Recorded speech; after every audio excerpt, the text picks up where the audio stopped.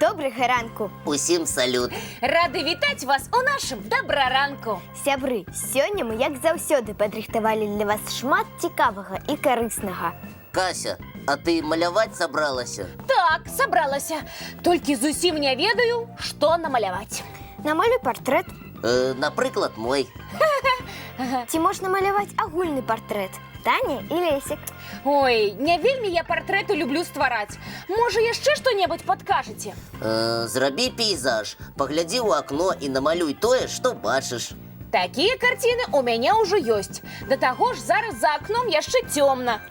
Тады намалюй што-небудзь фантастычнае. Правільна, прыдумай незвычайную асобу і намалюй. Можа, гэта будзе фантастычная жывёла ці жыхар якой-небудзь далёкай планеты. Не хочацца мне маляваць фантастычнае. Лепш што-небудзь рэальнае. Во! Кася, а навошта табе маляваць, калі ў цябе настрою для гэтага няма? Я і сама пра гэта думала, але я і аркуш паперы падрыхтавала. Сябры, а ў вас такая сітуацыя была? Я магу падказаць, што можна прыдумаць са звычайным аркушам. Прыдумаць? Ды гэта звычайная папера і ўсё. Усё звычайнае можна ператварыць у незвычайнае. Прапаную пабыць чараўнікамі і навукоўцамі адначасова. Мы будзем удзельнічаць у эксперыменце? Так, і ўсіх нашых гледачоў запрашаем далучацца. Нешта мне не верыцца, што звычайны аркуш паперы можа ператварыцца ў незвычайны. Хачу прапанаваць вам адно заданне. Калі ласка, зрабіце так, каб праз такі ліст змог прайсці я. Прайсці? Лесік, ты нічога не пераблытаў? Я ніколі і нічога не блытаю. Паспрабуйце зрабіць так, каб праз звычайны ліст паперы можна было прайсці. Сябры, а вы ведаеце, што так можна зрабіць? Прапаную трошкі падумаць, пакуль будзем глядзець ранішні мультфільм.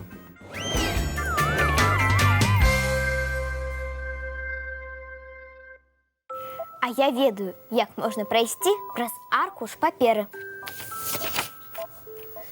Таня узяла нажніцы і надразае аркуш з розных бакоў.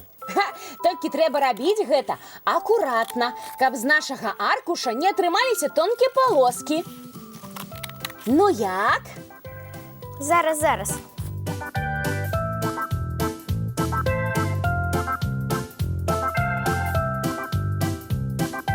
Ой, якая ты, Таня, малайчына! Зараз самае важнае. Навуковае чараўніцтва пачынаецца. Да пачакай ты.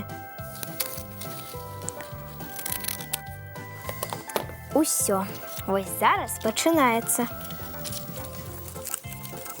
Бачце, што атрымалася. Невялікі лісточак паперы стаў вялікай акружнасцю, праз якую можа прайсці нават Лесік. А можа і Кася. Ці мы разам? А давайце яшчэ што-небудзь зробім са звычайнага аркуша. Паспрабуйце з маленечкага кавалка паперы зрабіць музычны інструмент. Паспрабуем? Спачатку складзём паперку. І цяпер зробім вось такія дзірачкі. Маленькія. Вельмі маленькія.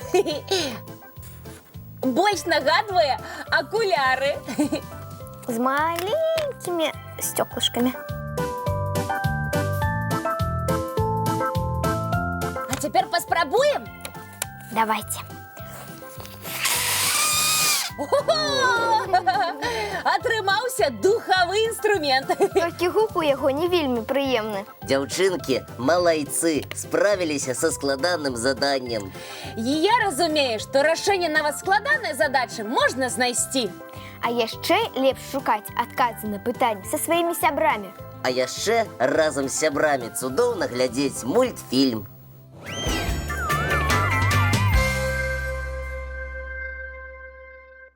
Прапаную зрабіць невялікую зарадку. Я згодная. Толькі давайце зробім не звычайную зарадку, а зарадку для разумнікаў. Гэта значыць, для ўсіх гледачоў дабраранка. І для вядучых таксама. Адгадайце, калі ласка, загадку, што ідзе то ўгару, то з гары, а на самой справе стаіць на месцы.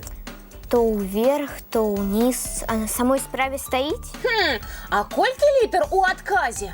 6. Дзяўчынкі і хлопчыкі, вы ведаеце, што гэта? Гледачы нашай праграмы вялікія разумнікі і адказваюць, што гэта дарога. Правильно. А зараз адкажыце мне, калі ласка, у колькі разоў атрымаецца скласці звычайны ліст паперы? Давайте поспробуем. 1, Так, 2, 3, 4, 5. Все. з кожным разам гэта рабіць было цяжэй і цяжэй, так, Таня? Так.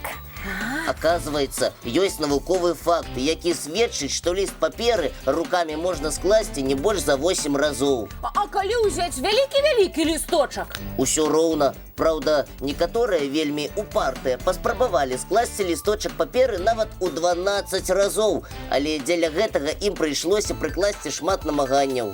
Трэба будзе паспрабаваць. Не, давайте мы зробім невялікі перапынак і паглядзім яшчэ адзін ранішні мультфільм.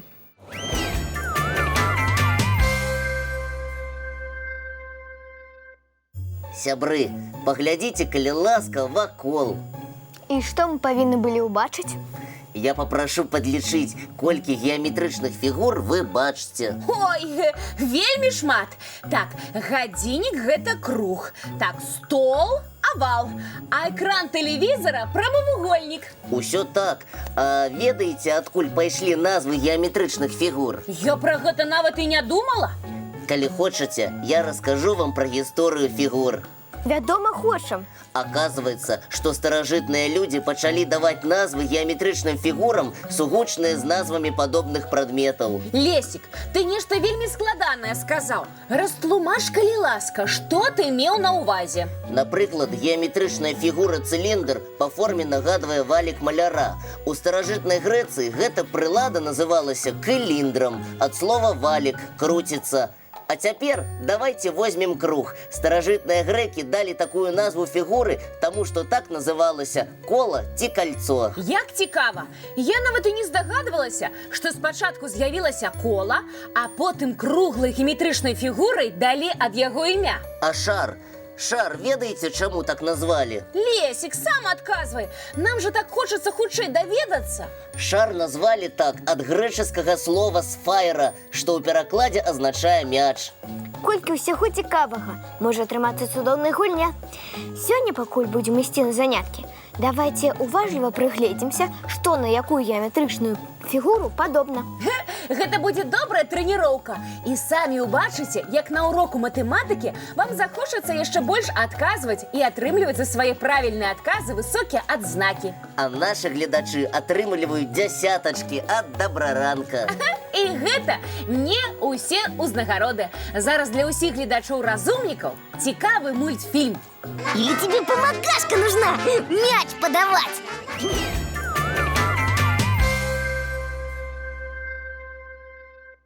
А як вы лічыце, шмат мы сёння за раніцу паспелі?